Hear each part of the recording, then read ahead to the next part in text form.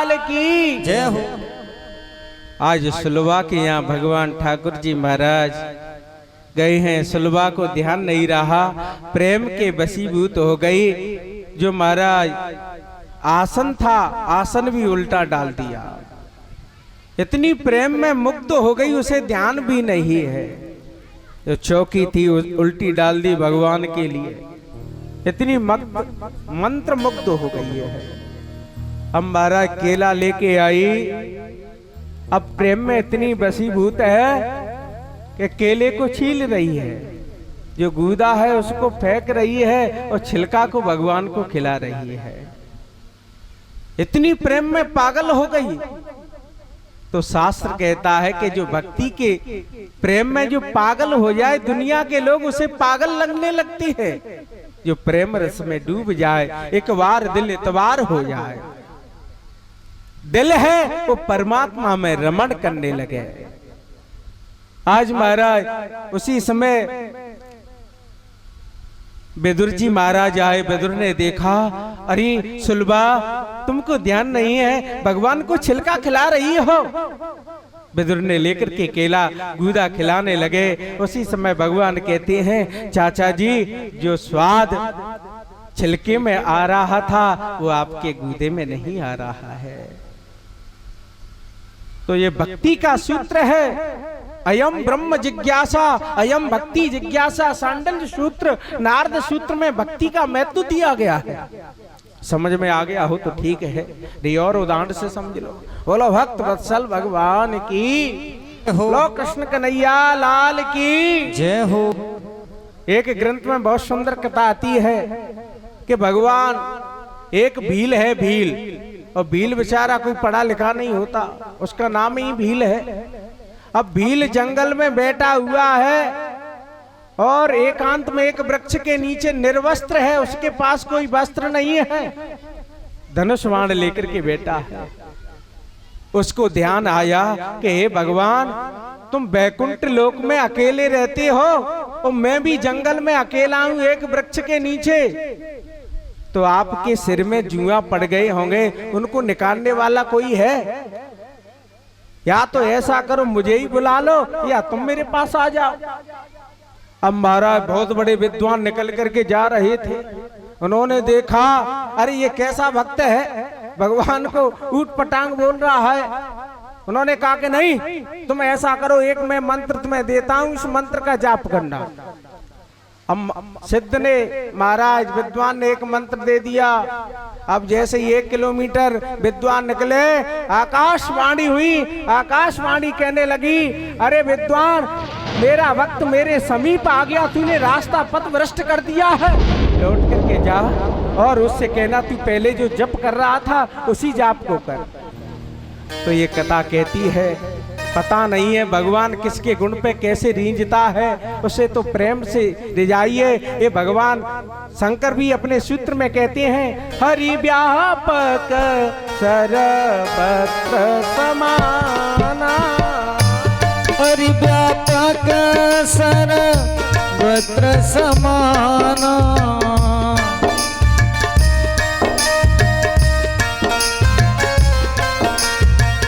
हरि व्यापक सर्वत्र समाना,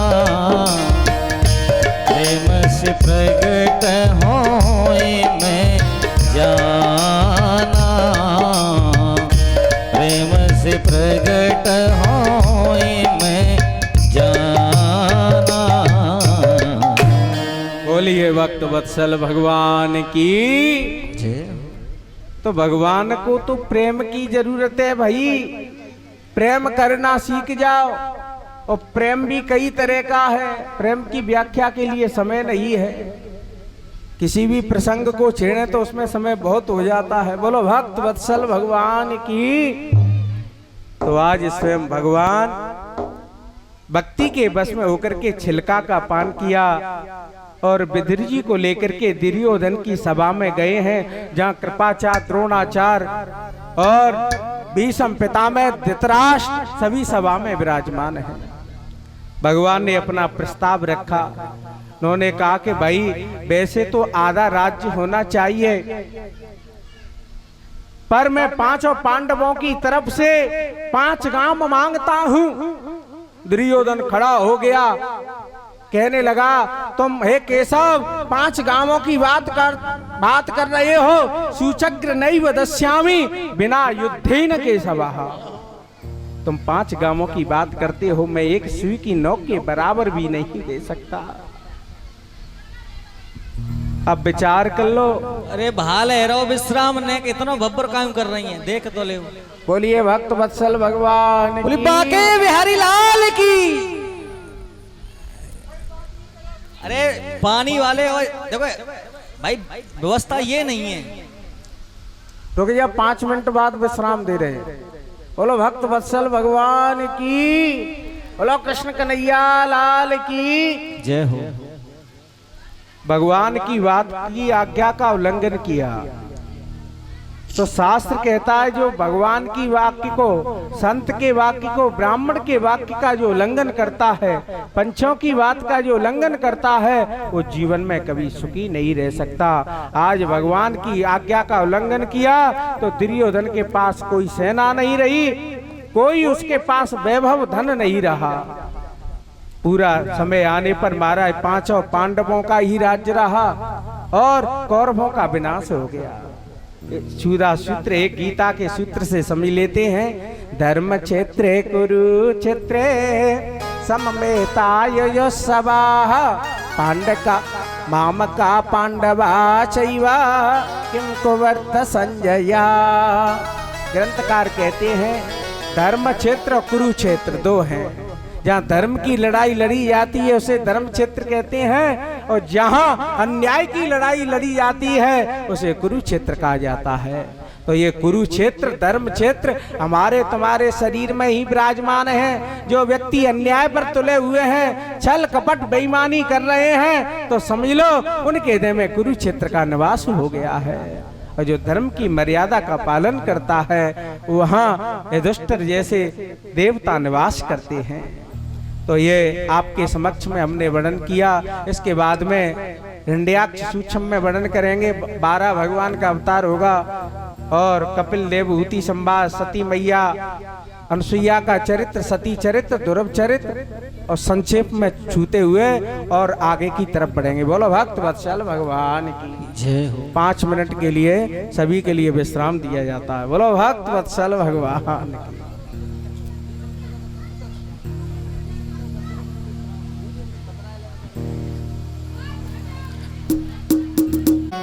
कोई जाए ये तमाशा क्या है,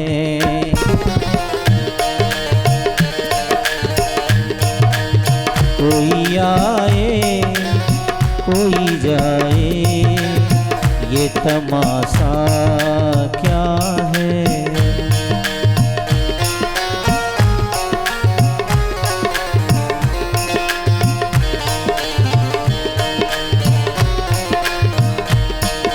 समझ में कुछ नहीं आता, समझ में कुछ नहीं आता, तेरी दुनिया क्या है।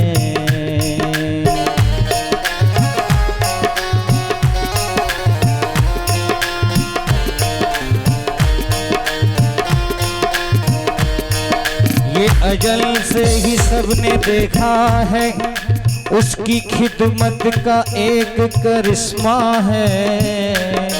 मरने वाला कभी नहीं आता, जाने कुदरत का वो ओमा है। आने वाले तो चले जाते हैं वापस, लेकिन जाने वाले नहीं आते। ये फसाना क्या है, समझ में कुछ नहीं आता, तेरी दुनिया क्या है। समझ में कुछ नहीं आता, तेरी दुनिया क्या है।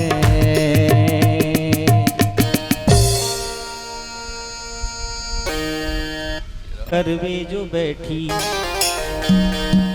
आए गई पड़ोसन करन लगी बात और धर देओ माला इते बिते फेंकन लगी हाथ। ऐसे ही ये फेंकते हैं ने को बात होए तो एक हाथ तकूं एक हाथ बितकूं, लेकिन महाराज जी कथा कह रहे हैं उस पर ध्यान नहीं देते हैं। ये गलत बात है। क्यों? यदि मात सुभद्रा ना सोती, कथा में सुभद्रा कौन है सबको पता है। सुभद्रा कौन है? सुभद्रा अर्जुन की धर्मपत्नी है। यदि मात सुभद्रा ना सोती और पूरी कथा सुनी होती, यदि थोड़ी देर जग लेती तो वो सारा जीवन ना रोती।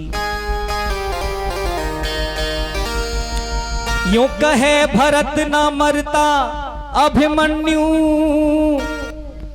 यदि मात सुभद्रा ना सोती, यदि थोड़ी देर जग लेती तो वो सारा जीवन ना रोती। शंकर भगवान को पार्वती ने कथा सुनाई, वो सो गई, और सुभद्रा को अर्जुन ने सुनाई, वो सो गई। और यहाँ पर हमारे गुरुजी सुना रहे हैं तो एक मैया जालंग सो रही है। हाँ, लेकिन ये गलत है कि सबरे काम है रहे उल्टे, जेवा सबरेली जाए रहे हैं। और या कल युग में देखो भैया गधा पंजीरी, और कोयल कूकी रही बागन में, ये कौआ राग सुनाए रहे हैं। और सबरे काम है रहे उल्टे, ये गधा पंजीरी। कि बहू सोए रही डबल बेड पे, और सासुल सोए फटे बिछैया पे। और बहू को कहनो मान मान, ये बेटा जुल्म उठाए रहो मैया पे। लेकिन ऐसा नहीं होना चाहिए, लेकिन हो रहा है। बोली गोविंद भगवान की जय। 2 मिनट के लिए भगवान का कीर्तन करें और कहें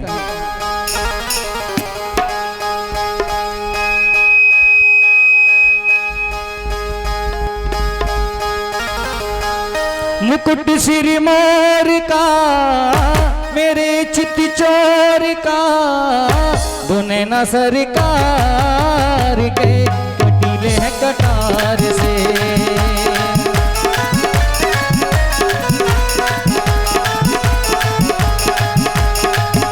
मुकुट सिर मोर का मेरे चित चोर का,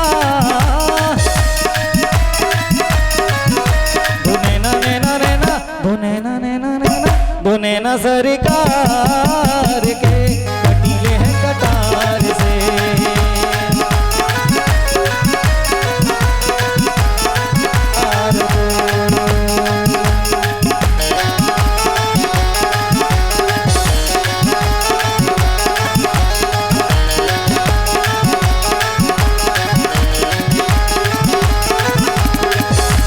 आजा के भर लूं तुझे अपनी निगाहों में, भर लूं तुझे अपनी निगाहों में। आजा छुपा लूं तुझे अपनी मैं बाहों में, आजा छुपा लूं तुझे अपनी बाहों में। हो आजा छुपा लूं तुझे अपनी निगाहों में।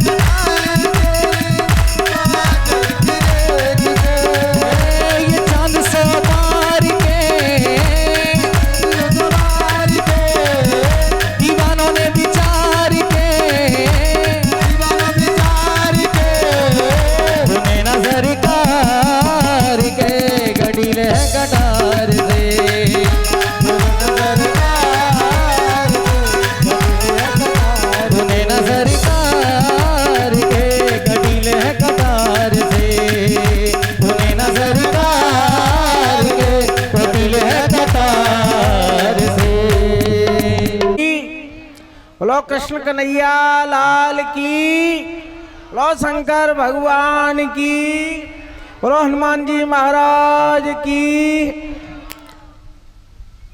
कृष्णाय वासुदेवाय देवकी नंदनाय च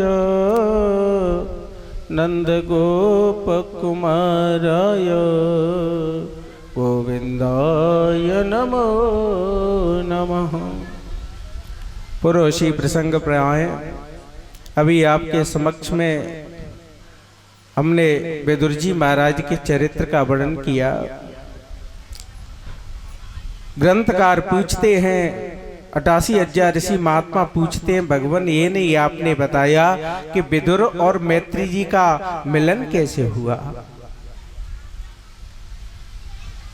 तो महात्मा सूत जी महाराज कहते हैं कि जब महाभारत तो हो गया, उसके बाद में यदुकुल में भी भगवान चले गए थे।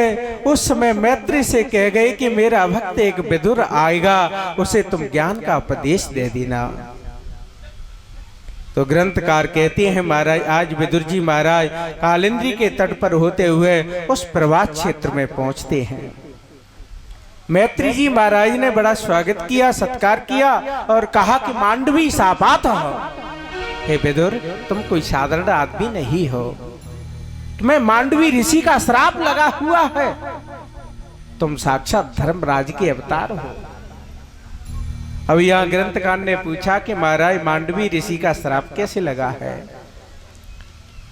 तो यहां ग्रंथकार कहते हैं कि एक दिन महाराज क्या हुआ कि मांडवी ऋषि बैठे हुए हैं, तब तक एक राजा के यहां से 4 चोर चोरी लेकर के आभूषणों की भाग रहे हैं। चोरों ने कहा कि पाए माम त्राहे माम, हमारी रक्षा करो। जब ऐसा कहा तो 4 चोरों के जो आभूषण इत्यादि थे मांडवी ऋषि ने महाराज अपने आश्रम में रख लिए, चोरों को छिपा लिया। संतों का स्वभाव होता है कि उनकी शरणागति में कोई जीव आ जाए उसका कल्याण कर देते हैं। महाराज राजा के सिपाहियों ने देखा कि महात्मा ने चोरों को छिपाया है, ये सबसे बड़ा डकैत है। राजा के पास महात्मा को ले गए। राजा ने आज्ञा दे दी कि महात्मा को सूली पर चढ़ा दिया जाए। महाराज जैसे ही महात्मा को आज राजा ने सूली पर चढ़ाया, महात्मा उच्च कोटि के थे, उनका सूली पर कुछ नहीं हुआ। उसी समय राजा ने देखा कि मुझसे आज बहुत बड़ा अपराध हो गया है। राजा धार्मिक था, चरणों में गिर पड़ा, भगवान मेरी रक्षा करो। उसी समय मांडवी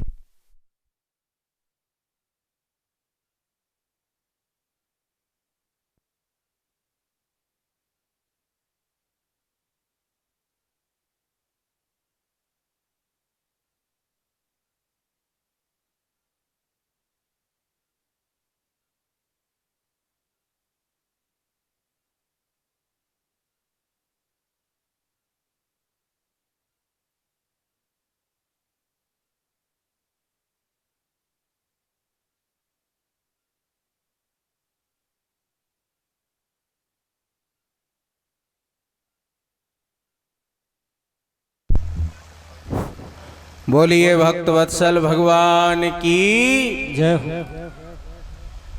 महात्मा ने कहा ठीक है राजन, तेरे अपराध को तो मैं क्षमा कर देता हूं, पर मैं स्वयं धर्मराज से पूछूंगा कि मैंने जीवन में कोई अपराध नहीं किया और दंड किस बात का दिया जा रहा है।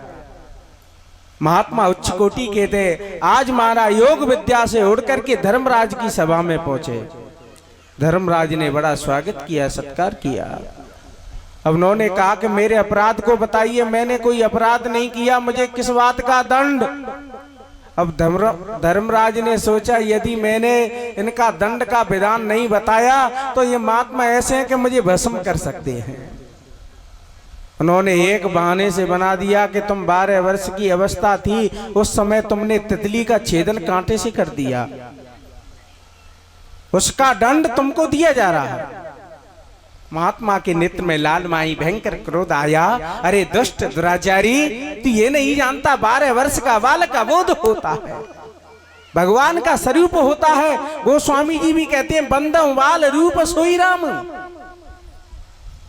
छोटा स्वरूप भगवान का स्वरूप होता है। तूने मुझे दंड दिया है, मैं तुझे श्राप देता हूं। उसी समय धर्मराज हाथ जोड़ करके गिड़गिड़ाने लगा, भगवान मुझे 3 जगह श्राप मन देना और तुम्हारी इच्छा हो दे देना। महात्मा ने कहा बता कौन सी जगह हम तुमको श्राप नहीं दें। उन्होंने कहा कि एक तो मुझे राजा मत बनाना, दूसरा एक मुझे सुपच्छ का जन्म मन देना, तीसरा कि एक दासी पुत्र मुझे मत बनाना। महात्मा ने कहा कि तीनों जगह तुम्हें जन्म लेना पड़ेगा, ये हमारा श्राप है। तो राजा के रूप में महाराज युधिष्ठिर हुए धर्मराज के अवतार, और दासी पुत्र विदुर हुए, और सुपच्छ के यहाँ जो महाराज यज्ञ में जो युधिष्ठिर की यज्ञ में जो सुपच्छ नहीं आया वो भी धर्मराज का अवतार बताया जाता है। ये 3 जगह धर्मराज के अवतार होते हैं। ऐसा बड़ा सुंदर पावन प्रसंग मिलता है। बोलिए भक्त वत्सल भगवान की, बोलिए कृष्ण कन्हैया लाल की जय हो। अब विदुर और मैत्री जी महाराज का प्रसंग यहाँ से प्रारंभ होता है। विदुर मैत्री जी से पूछते हैं, भगवान मैंने सुना है कि भगवान ने किस प्रकार से सृष्टि की रचना की है, इस सृष्टि के बारे में मुझे बताने की कृपा करें हैं। तो ग्रंथकार कहते हैं महाराज पहले भगवान पूरी पृथ्वी पर जल ही जल था, कुछ नहीं था। उसी समय नारायण शयन कर रहे थे, उनकी नाभि से एक कमल पैदा हुआ, और कमल में से महाराज इतना कमल जिसका कोई आकार नहीं है, उसकी लंबाई चौड़ाई का कोई विधान नहीं है, उस कमल के ऊपर ब्रह्मा की उत्पत्ति होती है। ब्रह्मा ने खोज की महाराज कितना लंबा चौड़ा है ये वृक्ष, खोज करते करते कई युग बीत गए पर ब्रह्मा ने पता नहीं लगा पाया। अब ये भागवत में इस तरह से कथा है, शिव महापुराण में शिवलिंग का वर्णन आता है। ब्रह्मा जी और विष्णु भगवान उस शिवलिंग की खोज में जाते हैं, पूरा युग बीत जाता है पर पता नहीं लगा पाते हैं। अंतर कथा पुराणों में मिलती है। पुनः उसी प्रसंग पर आ जाइए। महाराज ब्रह्मा बड़े चिंतित हुए। उसी समय आकाशवाणी हुई कि हे ब्रह्मा तुम तप करो। ब्रह्मा जी महाराज ने तप किया। उसके बाद भगवान का वरदान मिला और 10 ऋषियों को जन्म देते हैं ब्रह्मा। मरीचि, अंगरा, पुलस्त, पुलय, क्रतु, भृगु, अंगरा, ये 10 ऋषियों को वशिष्ठ इत्यादों को जन्म दिया।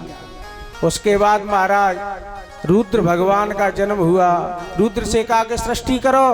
अब रुद्र की सृष्टि ऐसी हुई कि ब्रह्मा को भी खाने के लिए दौड़ रही है। ब्रह्मा ने कहा कि बंद कर दो भाई, ऐसी सृष्टि हमें नहीं चाहिए। अब उसके बाद में महाराज ब्रह्मा जी ने विचार किया इस सृष्टि का कार्य पूरा नहीं होगा, तो उन्होंने अपने स्वरूप से 2 रूप धारण कर लेते हैं। ब्रह्मा को 2 रूप धारण करने पड़े। ऐसा क्यों हुआ कि एक बार ब्रह्मा जी महाराज हंस पर बैठ करके जा रहे, एक कथा शिव पुराण की उमा संहिता में आती है। बोलो भक्त वत्सल भगवान की। महाराज ब्रह्मा जी महाराज जा रहे हैं, रास्ते में गरुड़ जी महाराज अपनी हंसनी पर मोहित हो गए। उसी समय ब्रह्मा हंसने लगे। उसी समय गरुड़ जी ने श्राप दे दिया कि मैं तो अपनी पत्नी के साथ में प्रेमालाप कर रहा हूं, पर तुम अपनी लड़की पर मोहित हो जाओगे। तो शिव जी की माया से ब्रह्मा अपनी लड़की पर मोहित हुए। संसार में अपकीर्ति होने लगी। ब्रह्मा ने दूसरा शरीर धारण किया जो स्वयंभव मनु कहलाती है। बोलो भक्त वत्सल भगवान की जय हो। स्वयंभव मनु दक्षिण अंग से स्वयंभव मनु हुए और बाएं अंग से अर्ची महारानी का शत्रुपा का जन्म होता है। यही गोस्वामी जी कह रहे हैं। स्वयं भवयरु मन सतरूपा, स्वयं भवयरु मन सतरूपा, इनते भई नर सृष्टि अनुपा। स्वयं भवयरु मन सतरूपा, इनसे भई नर सृष्टि अनुपा।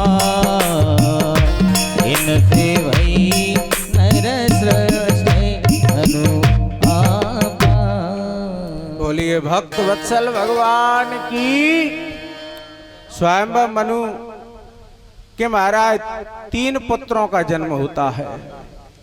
यहाँ ग्रंथकार लिखते हैं प्रियव्रतोत्तान पादो त्रस्त्र कन्यास्य भारता आकहूति देवहूतस्य प्रसूति ऋत विस्मृता। स्वयंवर मनु महाराज के 2 पुत्रों का जन्म हुआ और 3 कन्याओं का जन्म होता है। प्रियव्रत उत्तानपाद, आकुहूति, देवहूति और प्रसूति, ये 3 कन्याएं जन्म लेती हैं। महाराज आकुहूति रुचि प्रजापति के साथ में विवाह हुआ और दक्ष के लिए प्रसूति भी आई गई और देवहूति कर्दम ऋषि के लिए भी आई गई। ऐसे अनेक वर्णन इस प्राण के अंतर्गत में लिखे हैं। ग्रंथकार कहते हैं महाराज आपने इस सृष्टि का वर्णन किया। स्वयं भुवा सम्राट प्रियम पुत्र स्वयं भवः प्रतिलभ्या प्रिया पत्नी चकार ततम मुने है। आपने स्वयंवर मनु कि स्वयं सम्राट मनु पत्नी को पाकर के महाराज स्वयं मनु ने क्या किया, उसके बाद उनके पुत्रों ने क्या किया, उनकी कन्या कहाँ कहाँ गई, इस सारी घटना को मुझे समझाने की कृपा करें। ऐसा यहाँ ग्रंथकार कहते हैं। ग्रंथकार ने कहा कि मैंने सुना है भगवान आगे चल करके भगवान ने 12 अवतार धारण किया और उन्होंने हिंड्याक्ष का वध किया। तो यह ग्रंथकार कहते हैं महाराज इसी में ब्रह्मा जी के कश्यप, मरीचि के कश्यप नाम के पुत्र होते हैं। और कश्यप महाराज बड़े तपस्वी थे। एक दिन महाराज क्या हुआ कि स्वयं कश्यप जी महाराज अपनी यज्ञशाला में हवन इत्यादि गायत्री मंत्र का जप करते हैं, साधनाएं करते हैं। उसी समय मैया अदिति आई, संध्या की बेला है। मैया अदिति कहने लगी प्रभु आपने सभी पत्नियों को, मेरी बहन को बहुत सुंदर सुंदर संतान दी है, किसी को देवता बना दिया और इलास महाराज सुरसा से बहुत नागों की उत्पत्ति कर दी, कद्रू से अनेक प्रकार के नागों को उत्पन्न कर दिया, तक्षक, करकोटक, कालिया, शेषनाग इत्यादि नागों की उत्पत्ति हो गई, पर तुमने मुझे कुछ नहीं दिया।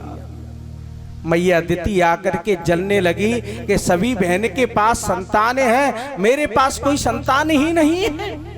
ऐसा विचार उसके अंदर आया।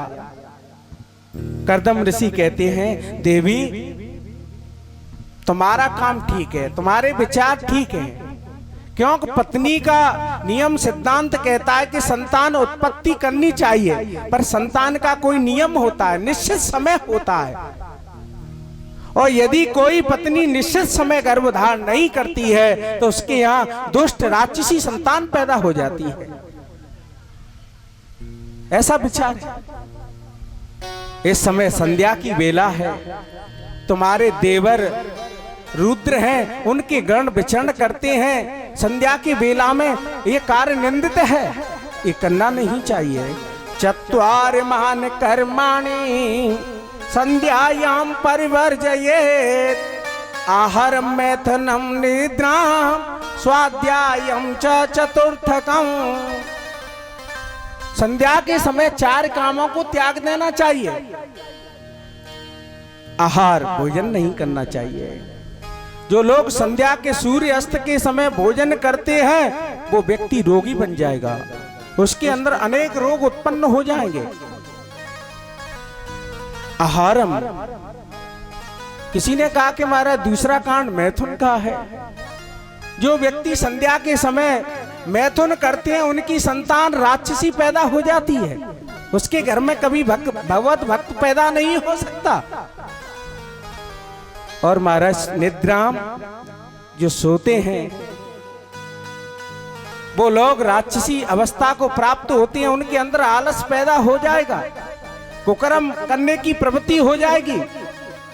स्वाध्यायम, जो विद्या का अध्ययन करते हैं तो विद्या का अध्ययन करते समय वो भूल जाएंगे, उनको याद नहीं रहेगी, स्मृति नहीं रहेगी। ऐसे 4 कामों को संध्या के समय त्याग देना चाहिए, हमारा शास्त्र कह रहा है।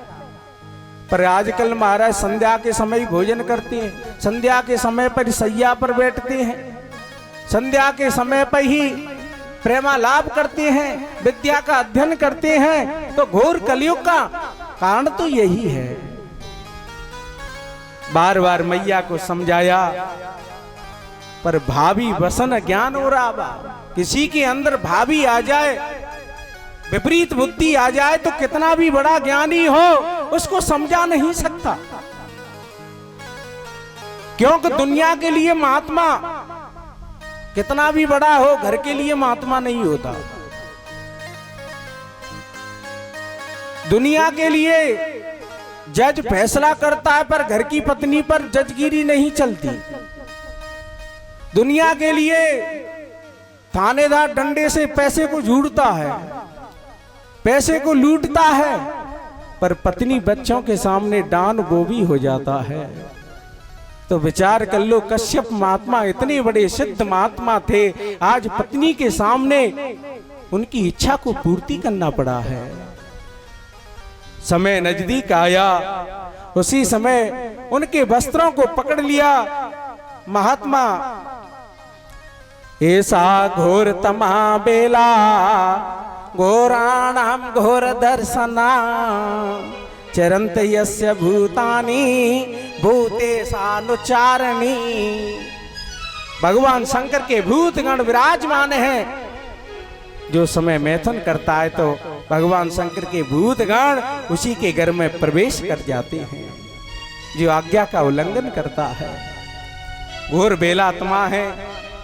कश्यप महात्मा ने इच्छा को पूर्ति की। उसी समय महात्मा कश्यप ने स्नान किया, गायत्री का जप किया, एकांत में अग्निशाला में आकर के भजन करने लगे। उसी समय मैया अदिति दौड़ करके आई, भगवान मैंने अपराध कर दिया, मेरे अपराध को क्षमा करो। महात्मा के नेत्र में लाल माई भयंकर क्रोध आया। अरे दुष्टा, अरे दुराचारी, तूने मेरी पहले आज्ञा का उल्लंघन किया, मैं तुझे श्राप देता हूं। महात्मा ने श्राप दे डाला, कहा कि तेरे अंदर जो पुत्र पैदा होंगे इतने बड़े दुष्ट दुराचारी होंगे कि दुनिया में त्राय त्राय मच जाएगी, उनके सामने कोई टिक नहीं पाएगा। ऐसे भयंकर दुष्टों का जन्म होगा। मैया अदिति वस्त्रों को पकड़ करके आज चरणों में लेट करके प्रार्थना कर रही है, भगवान ऐसे दुष्टों का जन्म होगा तो मेरे यहां उद्धार करने वाला कोई भी नहीं आएगा। भगवान मेरे ऊपर कृपा करो। महात्मा कश्यप दयालु थे, उनको क्रोध शांत हुआ। उन्होंने कहा कि मेरा एक भी वरदान है कि तेरे यहाँ जो पुत्र का जन्म होगा वो भगवत भक्त हो जाएगा। ऐसा महात्मा कश्यप ने आज आशीर्वाद दिया है। थोड़ा कश्यप का अर्थ समझ लें। कश्यप कहते किसे हैं, उसका उल्टा कर दो पश्यक शब्द बन जाता है। डोंगरे जी महाराज कहते हैं हर कण में हर क्षण में जो ईश्वर को देखे उसी का नाम तो कश्यप है। ऐसी दृष्टि हम तुम बना लो तो वही जीव कश्यप बन जाएगा। द्वितीय कौन है, जिसके द्वैत विचार हैं, जिसके अनिष्ट विचार है, हमेशा जलापन जिसके अंदर है। जो काऊ की सुने बढ़ाई, श्वास ले जो जूड़ी आई। महाराज दूसरे को देख करके जल रही है, मान लो उसके ऊपर बुखार ही आ गया हो, ऐसे विचार आ जाए समझ लो द्वितीय है। ऐसे महात्मा कश्यप ने आज बड़ा सुंदर वर्णन किया। ग्रंथकार कहते हैं, विदुर जी ने कहा भगवान ऐसे चरित्र को मुझे थोड़ा विस्तार से कर दो। मैत्री जी महाराज कहते हैं कि प्रजापत्यम तो तत्तेजा परतेह तेजो हनम दिति ददार वर्षाणि सता संक्रमाना सुरारदनातः। मैत्री कहते हैं कि हे विदुर, उस दिति ने 100 वर्ष तक गर्भ धारण किया। विदुर जी बड़े चक्कर में पड़ गए। महाराज जी हमने पहली बार सुना है कि 100 वर्ष मैया ने गर्भ धारण किया। हमने सुना है कि बड़े बड़े सिद्ध महात्मा आते हैं, कोई 12 महीने निवास करता है, कोई 12 वर्ष निवास करता है, पर ये पहली बार हम सुन रहे हैं कि 100 वर्ष मैया ने गर्भ धारण किया। तब तक ये महाराज कहाँ चले गए। तो महात्मा मैत्री जी विदुर से कहते हैं कि राजन सुनो, एक बार ब्रह्मा जी महाराज के पुत्र सनक सनंदन सनातन कुमार, चारों कुमार नारायण के धाम के लिए जा रहे हैं। पहली ड्योढ़ी को उन्होंने पार किया, दूसरी ड्योढ़ी को उन्होंने पार किया, छठवीं ड्योढ़ी को पार किया, सातवीं ड्योढ़ी पर जैसे ही पहुंचे भगवान के दो द्वारपाल हैं। कौन से हैं? जय और विजय नाम के पार्षद हैं। उन्होंने बेंत का सहारा लेकर के महात्मा से कह दिया अंदर नहीं जा सकते हो, किसकी आज्ञा से आए हो? अब महात्मा के प्रभाव को नहीं जानते द्वारपाल, कैसे महात्मा है? वे तो वैसे ही चाम्र फेंका ब्राह्मण समय रही थी। उनको क्या मालूम था कि ये सनक सनंदन महात्मा कैसे हैं? महात्माओं के नेत्रों में लालमाई भयंकर क्रोध आया। अरे दुष्ट दुराचारी, हरि के धाम में रह करके भी भेद बुद्धि है, तुम्हारी बुद्धि सुधर नहीं पाई, इसलिए हम तुमको श्राप देते हैं। महात्माओं ने श्राप देना प्रारंभ कर दिया। अरे तुम्हारी बुद्धि तो इतनी क्लिष्ट है, दुराचारी है, हम तुमको श्राप देते हैं कि 3 जन्म तक तुम निशाचर की योनि में चले जाओ। ऐसा भाव सुना। उसी समय भगवान नारायण लक्ष्मी को लेकर के द्वार पर प्रकट हो गए। भगवान ने द्वारपालों से कहा, अरे दुष्ट दुराचारियों, तुम ब्राह्मण की महिमा को नहीं जानते हो। ब्राह्मण मेरा मुख है, ब्राह्मण से मुखमासीद बाहु राजन्याकृता, ये यजुर्वेद कहता है। और स्कंद महापुराण में बहुत सुंदर वर्णन आया है। विप्र प्रसादा धरणी धरोहम, विप्र प्रसादा कमला बरोहम, विप्र प्रसादा जगतां पतिस्य, विप्र प्रसादा मम राम नाम। अरे ब्राह्मण के आशीर्वाद से ही तो मैं पृथ्वी पर आता हूं, अवतार लेता हूं। जो कमला के साथ मेरा पाण ग्रहण होता है वो ब्राह्मण का ही तो आशीर्वाद है। ब्राह्मण जगत का मैं पति हुआ हूं, ब्राह्मण का ही तो आशीर्वाद है। दुनिया के लोग त्रिलोकीनाथ कहते हैं ये की ही तो कृपा है। जो राम नाम रखा, कृष्ण नाम रखा, वो गर्गाचार्य वशिष्ठ जैसे महात्मा ने ही तो रखा। ये ब्राह्मण ने ही तो मेरा नाम रखा। अरे द्वारपालो, तुम जानते नहीं हो ब्राह्मण की महिमा। एक दृष्टांत के माध्यम से समझ लो। बोलो भक्त वत्सल भगवान की, बोलो कृष्ण कन्हैया लाल की जय हो। एक बार एक राजा है और राजा ने अपने पड़ोस से कह दिया कि जाओ, एक मन दूध तुम्हें रोजाना गंगा जी में चढ़ाना, खर्चा पानी मेरा है। अब पड़ोस जी महाराज रोजाना एक मन दूध गंगा जी में चढ़ाते हैं। एक दिन महाराज क्या हुआ, उस पड़ोस जी के यहाँ 20 ब्राह्मण और संत लोग आ गए।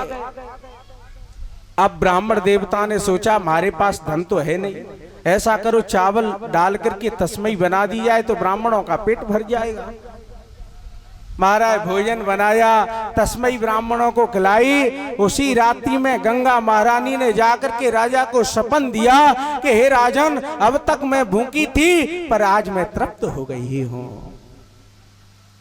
प्रातः काल हुआ, राजा ने अपनी मंत्री को आज्ञा दी, कर्मचारियों को आज्ञा दी कि जाओ पड़ोस जी महाराज को लुवा के लाओ। अब तक उन्होंने गंगा जी में दूध नहीं डाला। पड़ोस जी महाराज के पास महाराज कर्मचारी आए, पुरोहित को सामने उपस्थित कर दिया। हाथ जोड़ करके पुरोहित कप रहा है, हे अन्नदाता, मेरी कोई गलती नहीं है। रोजाना मैं दूध एक मन गंगा जी में डालता था, पर कल मेरे दरवाजे पर ब्राह्मण संत लोग आए, मैंने भोजन करा दिया। राजा ने कहा डरने की कोई बात नहीं है, आज से तुम गंगा जी में दूध नहीं डालोगे, ब्राह्मणों को ही भोजन कराओगे। गंगा महारानी ब्राह्मणों को भोजन कराने से प्रसन्न होती है, तो आज से दूध नहीं चढ़ाया जाएगा। इसलिए भगवान ने कहा, हे द्वारपालो, ब्राह्मण गाली भी देता हो, श्राप भी देता हो, क्रोधी भी हो, झगड़ालू भी हो, तो भी वो पूजनीय होता है। सापत ताड़त परस कहंता,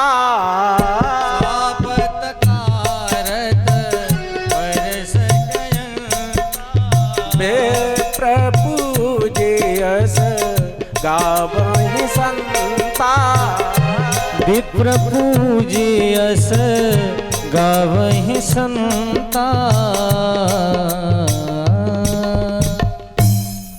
शापत जो शाप देता हो, गाली गलौज करता हो, क्रोधी हो, कैसा भी ब्राह्मण हो, पूज्य विप्रशील गुणहीना, जिसके अंदर शील भी भाव नहीं हो, क्रोधी हो, पूज्य विप्रशील गुणहीना, शूद्र न गुण गण ज्ञान प्रवीणा। शूद्र कितना भी बड़ा विद्वान हो पर ब्राह्मण के सामने पूजनीय नहीं हो सकता है। इसलिए ब्राह्मण का सम्मान करना चाहिए। ब्राह्मण तो मेरा, भगवान ने कहा कि पादाब्ज चिन्हम, ब्राह्मण की हमेशा चरण चिन्हों को तो मैं भी धारण करता हूं। अरे द्वारपालो, तुमको बहुत बड़ा अहंकार हो गया है, मेरे ब्राह्मणों का अपमान कर दिया, मैं क्षमा नहीं कर सकता। भगवान ने आज ब्राह्मणों की महिमा को बताया, द्वारपालों को संतुष्ट किया। इधर ब्राह्मणों से भी कहा, ब्राह्मण देवता तुम तो पूजनीय हो, पर इतना लंबा श्राप नहीं देना चाहिए तुमको भी।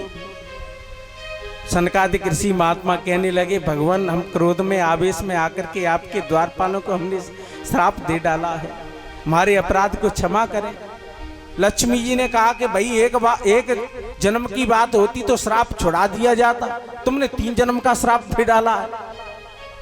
अब बताओ 3 जन्म के श्राप को कौन छुड़ाएगा? भगवान विष्णु ने कहा कि 1 जन्म का ठेका हम लेते हैं।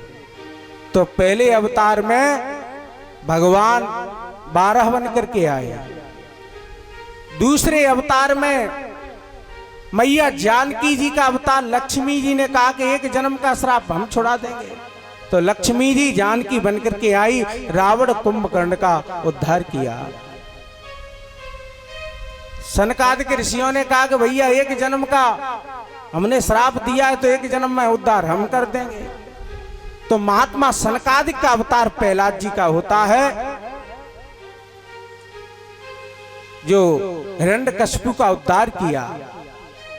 ऐसा वर्णन भक्तमाल ग्रंथ में भी मिलता है। बोलो भक्त वत्सल भगवान की जय हो, बोलो कृष्ण कन्हैया लाल की जय हो।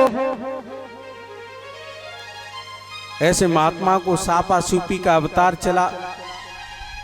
इधर महाराज समय आ रहा है, मैया दिति के गर्भ में दोनों जय और विजय आ गए। यही जय और विजय हैं जो भगवान के द्वारपाल हैं। द्वारपाल हरे के प्रिय दो, द्वारपाल हरि के प्रिय दो, द्वारपाल हरे के प्रिय दो, द्वारपाल हरि के प्रिय दो।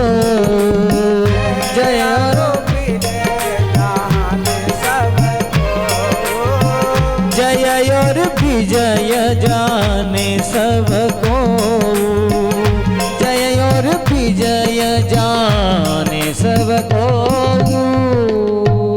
बोलिए भक्त वत्सल भगवान की, बोलिए कृष्ण कन्हैया लाल की जय हो। महाराज जय और विजय गर्भ में है। अब महाराज जिस दिन से जय विजय गर्भ में आए, पृथ्वी पे अकाल पड़ने लगा। दिन में ही महाराज अंधकार हो गया और गौओं की जगह जो दूध निकलता था आज रक्त प्रभावित होने लगा। वृक्षों ने फल फूल देना बंद कर दिया, पृथ्वी ने अन्न देना बंद कर दिया और दिन में ही महाराज ओल का पात होने लगे, आंधी आने लगी, बवंडर पैदा हो गया, अनेक प्रकार के उपद्रव होने शुरू हो गए। महाराज जो गधे हैं और दिन में ही महाराज लेट रहे हैं, ऊट पटांग शब्द बोल रहे हैं। जैसे यहाँ पर दशा लिखी है, यही दशा रामचरितमानस में आती है। जब भरत जी महाराज अपनी ननियाल में है, दशरथ जी महाराज का मरण हो गया, तब अब सगुन वही दिखाई दे रहे हैं। कर सियार बोले प्रतिकूला, सुन सुन होए भरत मन सूला। उसी प्रकार के उपद्रव दिखाई दे रहे हैं। ग्रंथकारों ने कहा कि महाराज समय नजदीक आया, दोनों महापुरुषों का जन्म होता है। इधर सभी देवता भगवान की शरण में गए। ब्रह्मा जी महाराज भगवान की स्तुति करते हैं, उनकी नासिका से एक तीव्र बालक का जन्म होता, आगे बढ़कर के बारह रूप धारण कर लेता है। बोलो बारह भगवान की, बोलो कृष्ण कन्हैया लाल की। 12 भगवान का प्रागट्य हुआ, सभी देवताओं ने स्तुति की, वंदन किया। इधर महाराज हिरण्याक्ष था, वो आगे बढ़ रहा है, नारद जी रास्ता में मिल गए। हिरण्याक्ष ने कहा, बाबा तुमने नारायण का नाम बहुत लिया है, बहुत कुछ जाप किया है, पर मेरी भुजा में खुजली पड़ रही है, इस खुजली को मिटाओ। नारद जी ने कहा, भैया हम तो ज्योतिष शास्त्र के पंडित हैं, भजन करना जानते हैं, वेद शास्त्र की कोई बात हो तो बता सकते हैं, ये तो मल्ल ही जाने मल्लों की बात को। कि नहीं बाबा आज तुम्हें मेरे साथ युद्ध करना पड़ेगा। अब भाई दुष्ट है, दुराचारी है, उसको कौन समझा सकता। नारद जी ने कहा कि भाई मेरे पास एक पहलवान तो ऐसा है कि जिंदगी के लिए तेरी खुजली को मिटा देगा, ऐसा पहलवान मैंने तैयार कर लिया है। हिरण्याक्ष ने कहा कि भाई ऐसा कौन सा पहलवान है, बताओ जल्दी से। उसी समय उन्होंने नारद जी ने इशारा कर दिया, देखो वो सामने से आ रहा है।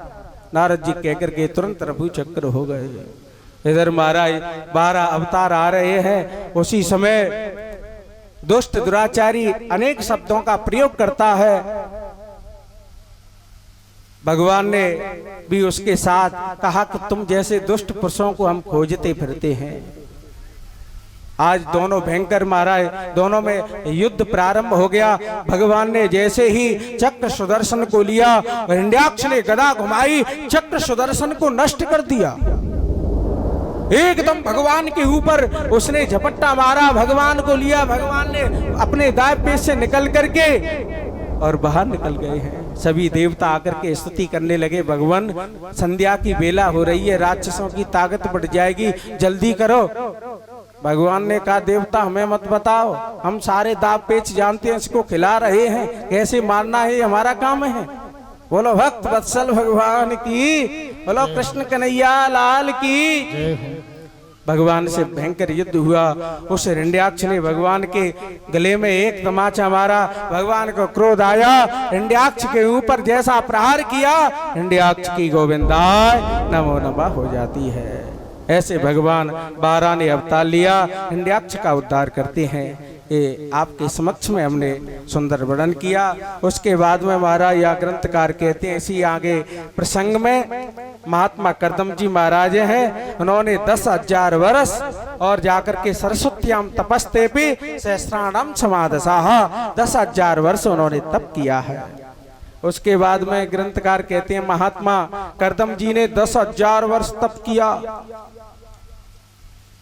ऐसे तप को प्रभाव को देकर के भगवान उनके सामने प्रकट होते हैं।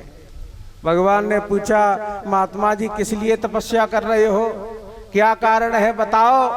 उन्होंने कहा कि महाराज हमने इसलिए तपस्या की है, कोई तो रूप के लिए तपस्या करता है, कोई संतान के लिए करता है, कोई धन वैभव के लिए करता है, पर हमने केवल तपस्या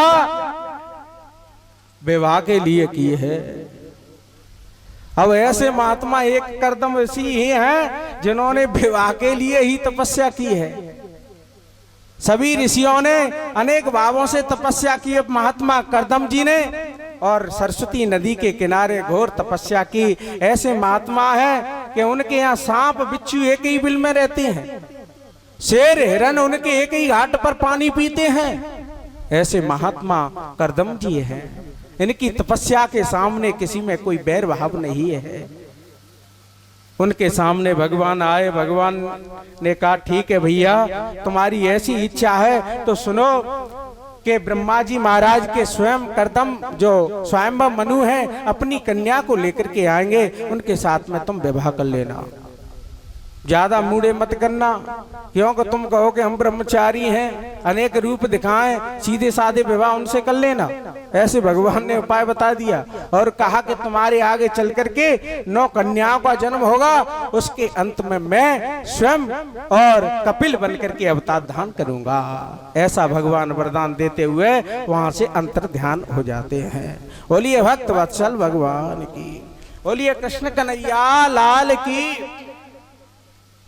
समय महाराज आया, इधर स्वयंभव मनु महारानी शतरूपा अपनी कन्या को लेकर के महात्मा के पास आए हैं।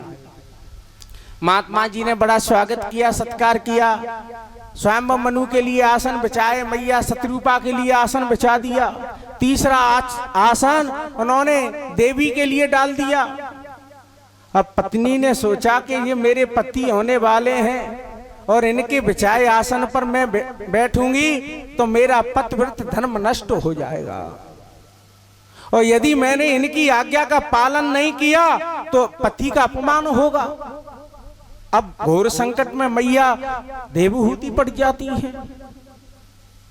आजकल की स्त्री होंगी तो पहले ही बैठ जाती है, बेचारी ही नहीं करती। पर मैया करदम की बुद्धि बड़ी निर्मल है, स्वच्छ है। उन्होंने सोचा कि पति का भी अपमान ना हो, तो उन्होंने आसन से अपना हाथ लगाया और दूर जाकर के बैठ जाती हैं। उनके अंदर कितनी बुद्धि निर्मल है, पति का सम्मान किया। स्वयं मनु महाराज ने कहा कि प्रभु मैं अपनी कन्या का विवाह आपके साथ करना चाहता हूँ, मेरी कन्या योग्य है, ये आप पसंद करी है। कदम ऋषि कहते हैं कंदक व्यूहलाम, आपकी जो पुत्री इतनी सुंदर है कि एक दिन अटारियों पर मेलों पर तुम्हारी कन्या चढ़ी थी। कर्दम ऋषि ने समाधि में देख लिया कन्या का चरित्र। कैसे हैं कर्दम ऋषि? वो बता रहे कि एक दिन मेल की अटारी पर तुम्हारी कन्या खड़ी है, विश्वावसु नाम का गंधर्व जा रहा है, उसी समय विमान में बैठा आपकी कन्या को देख करके विमान से गिर पड़ा। उसके रूप को देख करके ऐसी सुंदर कन्या का विवाह कौन नहीं करना चाहता है। महात्मा करदम के साथ स्वयंभव मनु महाराज ने अपनी कन्या को पाण ग्रहण संस्कार किया, अनेक प्रकार के आभूषण सुसज्जित अलंकृत किए हैं। स्वयंभव मनु महाराज वहां से चले जाते हैं। महाराज आगे का प्रसंग सुनिए। मैया देवहूति पति की सेवा कर रही है।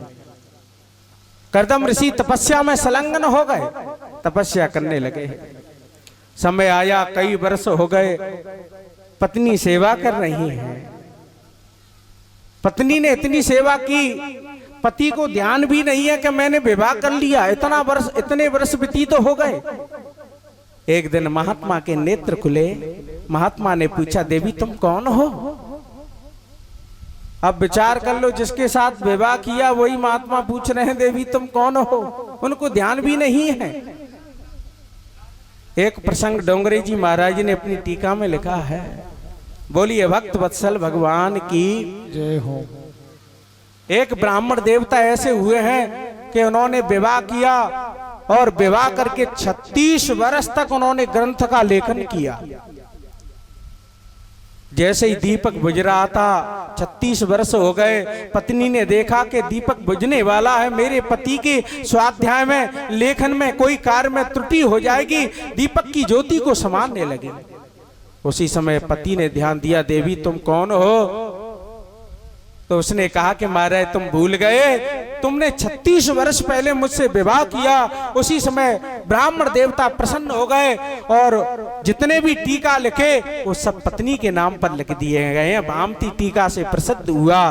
तो ये ग्रंथकार कहते हैं कि पहले की पत्नियां ऐसी हुई कि पति के कार्य में कोई किसी ने दखल नहीं डाला, कोई विघ्न नहीं डाला।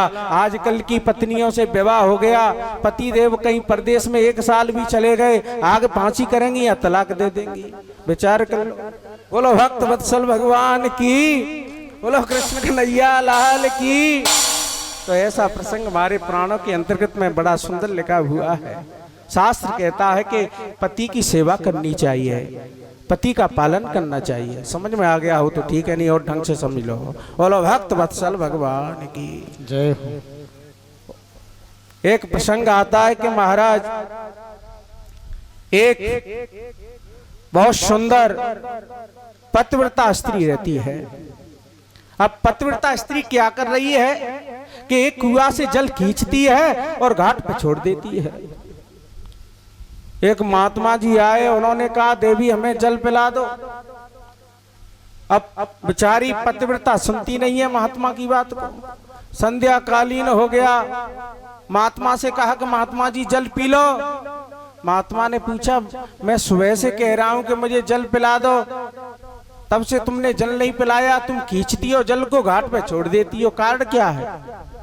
उस पतिव्रता ने बताया कि अयोध्या में मेरी एक बहन रहती है और पूरी अयोध्या में आग लग गई है, उसके घर की अग्नि को मैं यहीं से बुझा रही है। महात्मा ने कहा कि भैया हम तो जल बाद में ही पिएंगे, पहले उसी दृश्य को देख ले। अब महात्मा जी वहां से चल दिए महाराज। जल पीने के जैसे ही देखने के लिए अयोध्या में पहुंचे तो भयंकर महाराज अग्नि लगी हुई है, और जैसे ही उसके बहन के पास पहुंची तो अग्नि शांत हो जाती है, अग्नि का प्रकोप नहीं रहा। अब जो दूसरी बहन थी अयोध्या में रहती थी, वो बहुत कुटिल थी, झगड़ालू प्रवृत्ति की थी, बड़ी प्रसन्न हो रही, देखो सबके घर में आग लग गई, मेरे घर में आग नहीं आई है, मेरे ऊपर भगवान ज्यादा प्रसन्न है। महात्मा ने कहा कि तेरी दृष्टि नहीं है, तेरी कृपा नहीं है, तेरी बहन की कृपा है, उसने अग्नि को वहीं से बुझा दिया है। बहन ने कहा सच कहते हो महात्मा? महात्मा जी ने कहा कि या हम झूठ बोल रहे हैं, जाकर के देखो। अब बेचारी बहन दौड़ करके गई, अपनी बहन के पास आई। उसने कहा कि बहन ये बता, तू तो हमेशा मेरे माता पिता के साथ पली, मैं भी पली, तू मंत्र कहां से सीख के आई है? ऐसा तेरे पास ऐसा मंत्र कहां से आ गया? बहन ने कहा कि मेरे पास कोई मंत्र नहीं है, मैं पति की सेवा करती हूँ, जल मांगती हूँ तो जल देती हूँ, पैर दबाती हूँ, उनके वस्त्र धोती हूँ, इससे हो जाता है कि हाँ इससे हो जाता है। अब उसने सोचा कि मैंने तो अपना पति लाठी चार्ज करके घर से निकाल दिया है। अब दौड़ करके आई, पति को खोजने लगी तो देखा कि वृंदावन में बिहारी जी के पीछे भीख मांग रहा है। अब पति ने सोचा कि वे कुटला दौड़ करके आई है, यहां भी डंडा लेकर के आई है, मुझे मारेगी। पति आगे भज रहा है, पीछे पत्नी भग रही है। अरे रुक जाओ रुक जाओ। पति कह रहा है कि अब तेरे चक्कर में मैंने पड़ने वाला नहीं हूं, पता नहीं तू सिर में मारेगी या किसी नेत्र में लाठी चार्ज प्रहार करेगी, पता नहीं है, तू कुटला है, दुष्ट है, दुराचारी है। दौड़ करके गई, पति के चरणों में गिर पड़ी, नहीं आज से कोई अपराध नहीं होगा। महाराज आज वो पत्नी अपने पति को घर लेकर के आई है, पति की सेवा करने लगी, चरणों को दबा रही है, वस्त्रों को धो रही है। इधर महाराज उसके पति ने आज कहा कि अयोध्या में कीर्तन चल रहा है, मुझे ले चलो। जैसे ही महाराज रात्रि के समय अपनी पीठ पर बिठला करके पति को ले जाती है, दरवाजा बंद है, उसने अपनी पीठ पर ही छत पर आज पति को चढ़ा दिया, कीर्तन में सम्मिलित कर दिया। पत्नी वहीं खड़ी है, तब तक रात्रि में हमारा घोर वर्षा होने लगी। उसी समय वर्षा बंद नहीं हुई, 3 दिन वर्षा लगातार चलती रही। यमराज का सिंहासन कपने लगा, इधर भगवान का भी विमान जो स्थान है कपने लगा। भगवान ने आज्ञा दे दी कि जाओ उस पतिव्रता को लेकर के आओ। 4 पार्षद विमान में बैठ करके पतिव्रता को लेने के लिए आ रहे हैं। पतिव्रता के सामने खड़े हो गए, देवी तुम्हें भगवान ने याद किया है, भगवान के पास चलो। पतिव्रता ने कहा कि जब तक मेरा पति साथ में नहीं जाएगा तब तक मैं नहीं जा सकती। दौड़ करके महाराज विमान गया, भगवान विष्णु से याचना की, भगवान ने कहा कि पति को भी ले आओ। पति के पास विमान आया, पति ने कह दिया कि जब तक जो कीर्तन वाले नहीं जाएंगे तब तक हम नहीं जा सकते। जितने कीर्तन वाले थे उनके पास विमान आया, कीर्तन वाले कहने लगे जब तक पूरी अयोध्या नहीं जाएगी तब तक हम नहीं जा सकते हैं। भगवान ने कहा कि पूरी अयोध्या को लेकर के आओ। पूरी अयोध्या के लिए विमान आता है तो ये कथा कहती है कि एक पतिव्रता में वो ताकत है कि वो पूरे क्षेत्र का भी उद्धार कर सकती है, पूरे गांव का उद्धार कर सकती है, जिला का भी उद्धार कर सकती है। उसके अंदर वो गुण है, वो क्षमता है। ऐसे आज मैया करदम के यहाँ देवहूति तपस्वी हैं, उनकी सेवा अर्चना कर रही हैं। एक दिन करदम महात्मा ने पूछा, देवी तुम्हारी क्या इच्छा है, तुमने कोई याचना नहीं की। उसी समय करदम ऋषि ने तपस्या के द्वारा एक कामक विमान की रचना की है, जिनमें हजारों अप्सरा हैं, तालाब हैं, स्नान करने के लिए अनेक दास दासियां हैं, और उसमें शयन कक्ष अलग है और शौचालय कक्ष अलग है। सारे कक्ष उस विमान में करदम ऋषि महात्मा ने बगैर पेट्रोल डीजल के पैदा कर दिया। आजकल किसी सरकार में इतनी दमदारी नहीं है कि बगैर डीजल पेट्रोल के ऐसा विमान तैयार कर दिया जाए। हमारे ऋषियों की तपस्या को देखो, हमारे ऋषियों की क्षमता को देखो, प्राण का लिख रही है। बोलो भक्त वत्सल भगवान की जय हो, बोलो कृष्ण कन्हैया लाल की जय हो।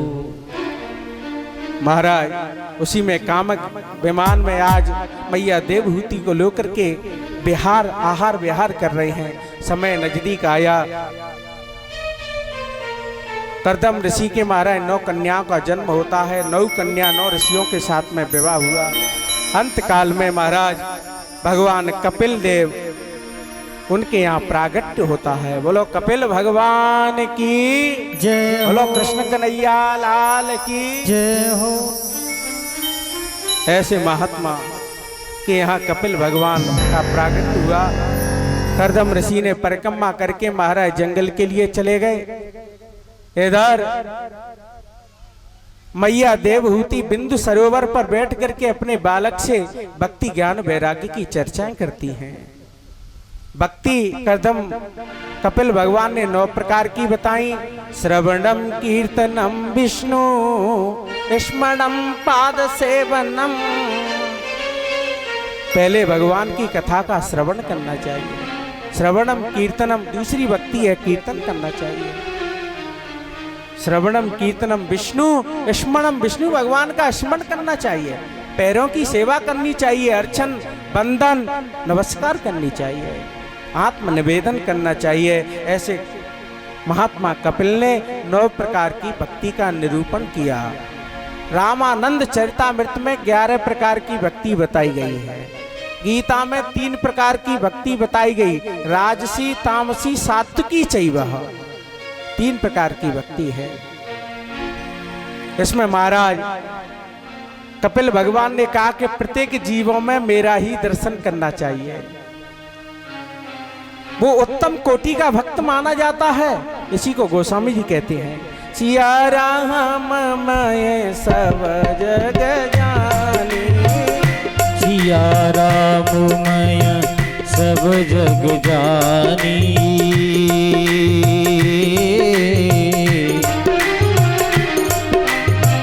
करहु प्रणाम जोरे जोग पानी। राम सिया राम जय जय राम। राम सिया राम जय जय राम। बोलिए भक्त वत्सल भगवान की जय हो।